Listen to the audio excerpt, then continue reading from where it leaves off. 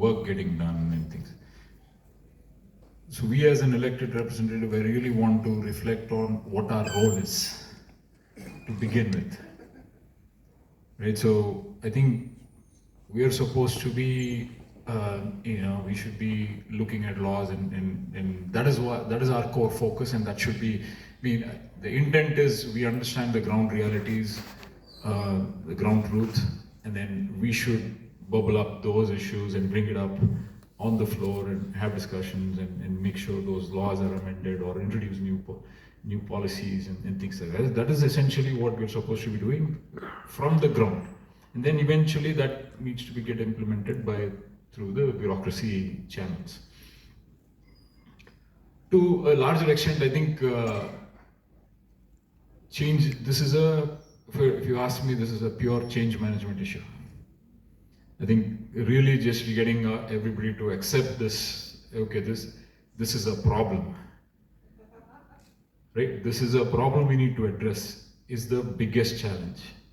See, everybody, regardless of political parties, we all come and we say, we finish 5 years, and then, like Rishi sir said, 50% of us don't get elected, re-elected, whatnot, right? But I think 5 years is a lot of time. I think we have an ample opportunity to really make a difference throughout the state. I think we all need to really understand what our role is to begin with, and then really figure out how to get that work done in partnership with the bureaucracy. I don't think bureaucrats, I've been speaking to a lot of socializing this whole concept and how do we change bring system level changes, and everybody seems to be open to it. But I think they're like, oh, how do you change your system? But really just bubbling those conversations and having those conversations is a starter. It might not go, like every plan that you suggest might not go all the way, but I think some of it will see the light of the day. And I think having those open conversations and really just progressing it is probably where we have to start, and then introducing that change. Like everybody, it's human, right? So we all are resistant to change. So we wanted to just get through, and a lot of, especially in politics, nobody wants to rock the boat. Right, so don't want to stick their head out, say, hey, I take this challenge, and some people do, but I think the majority of them, say 5 years, to just sail through and get through and make sure that every day we are marketing ourselves so that we get re-elected next time. I think that's our jobs, right? Like every day you get up, get on stage, cut ribbons, attend weddings, and then also sell ourselves from morning till evening, and that is the honest truth of how we all function as a politician. And every decision, every event we make, make sure that our presence is spread to as many people as we can, so that they know that we are actually doing some work. It's like people want change, bureaucrats want change, politicians want change, but the change won't happen because everybody wants to go to heaven, but nobody wants to die. It's as much as, it's the truth. I mean, all of us want something, but that something will not, is not happening. I don't know why, because I think thousands of years ago, Samrat Ashoka also wrote on the stone edifice of the things that he did and things he didn't want to do, and we still are writing and rewriting, maybe not on the stone, but I think we're still rewriting and saying things that we wanted to do and what we haven't been able to do. Rashid, my question to you is, there are politicians that have a projection, that have a personality that they project, right? I mean, there is a language that they speak, a personality that they like to project, and beneath that personality would be another hidden side to them that genuinely feels that we should be speaking a different language. In keeping with today's topic, I'm saying we should probably be speaking to people in a different language that they understand, instead of codification of this political language. Have you met any politician that feels like that and yet has been able to, or has been constrained or has been successful in changing the language that they interact with people, bring those changes? Yeah, so I think there are a lot of people, and I think politics, as in the old Greece it was described as a noble profession. A lot of people are drawn by this kind of greater public good, but there are a lot of misconception, and when they come, they arrive, then they see what kind of hurdles are there, and then they become, like you were giving example, they become part of that very system. So while they remain very well-meaning person, for instance, you look at Dr. Manmohan Singh, a very honest man. Many times he didn't have, when he was not a prime minister, he didn't even have a car to go here and there. Those kind of lot of problem. But his critics may say that he was the prime minister of a very corrupt regime. So this element of corruption that comes in, and that is a systematic. So during the day when I was talking, and I told them that I had quoted a study earlier when I was talking, that we have a very corrupt political system. The cost of one vote in where we are sitting is about 7,000, 8,000 rupees per vote.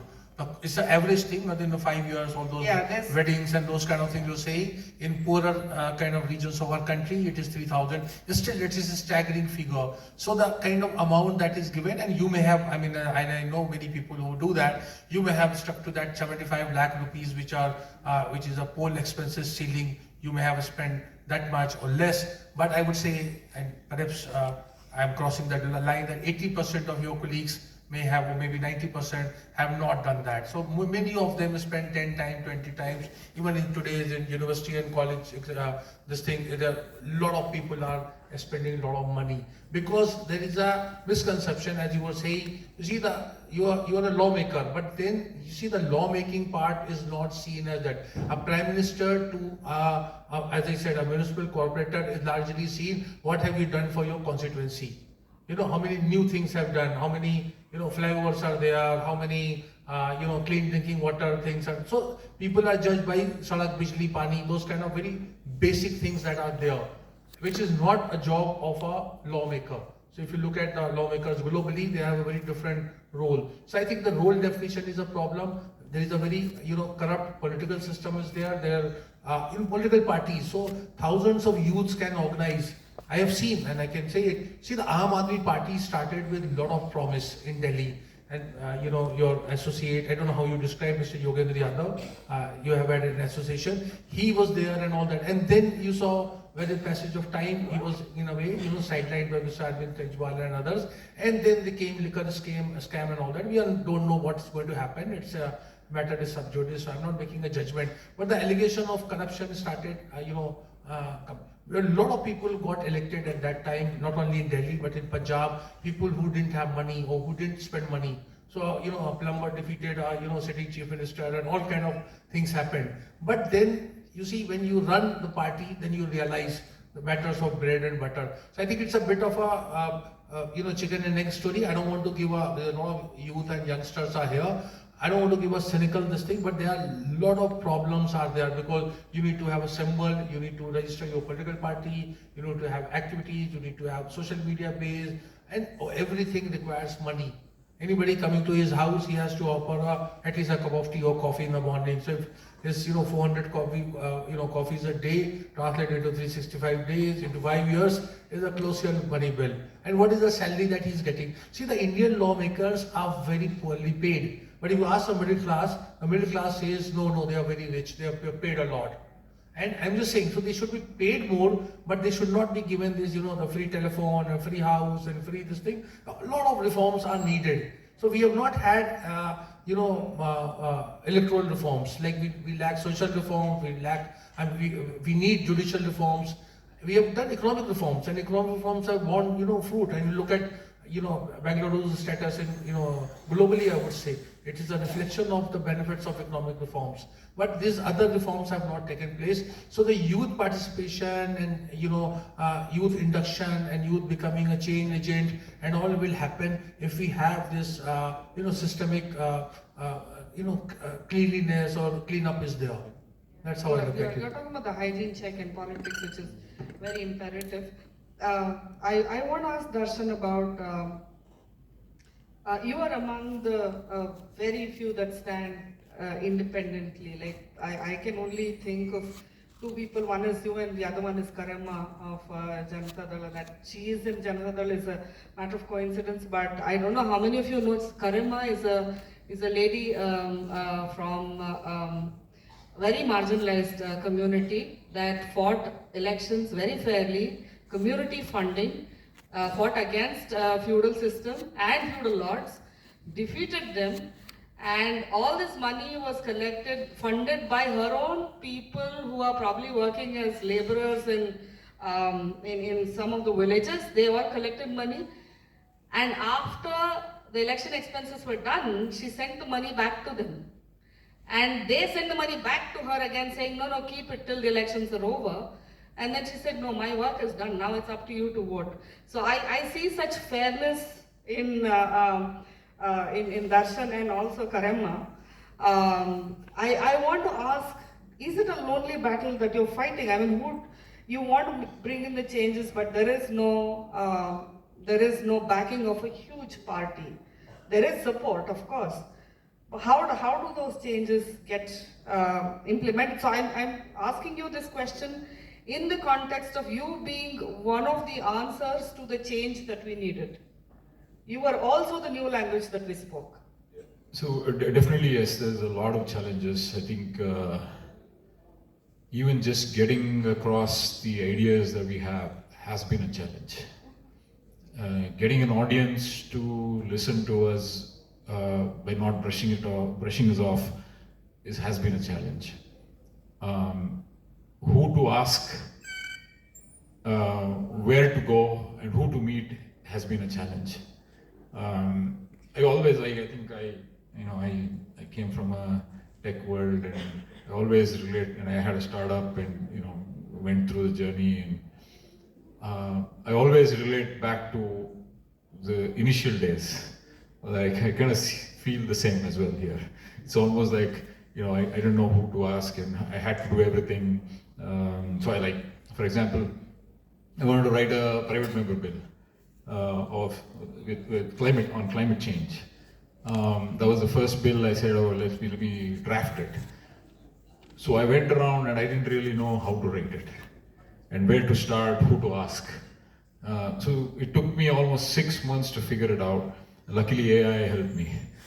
So I think so I had to resort to a lot of that, and eventually I was able to figure it out. But it is absolutely a lonely battle. And to quote again is my partner in my business when he said he had actually warned me that you will be alone in this battle. Meaning just not because nobody wants to listen, but I think trying to get across your ideas and thoughts, whether it is bad, good, ugly, throw darts at it, tear it apart, that is secondary. I think just getting these ideas and thoughts about, I think for me, I have an advantage, to be very honest. I only got into politics this election, and then before that I had no clue, and I had left India in 2001. So after that I came back and kind of stood. So I had a different perspective altogether in terms of how I look at the problems. I didn't realize that initially, but eventually that was actually an advantage for me. So I didn't have to. I was not too close to the problem. So then I think that gave me an edge to look at different things differently, and then was able to get some of these ideas and why like I said, table to table to log in. There's so many of these challenges that we see day to day where we are not able to deliver citizen services, even though we have everything. I think we are actually working really hard and not smart in terms of how do you deliver these services effectively. Small things takes a long time. How do you move from reactive governance to proactive governance? Every service that we want starts with an urgency, and then you get the service. So why not reverse that? You're a department, you have to provide 10 different services, give that to the citizen regardless. So so how do you build back-end systems and processes to make that happen? So those are things that we have been kind of pushing across, and some of it has been making, making progress. Are there moments of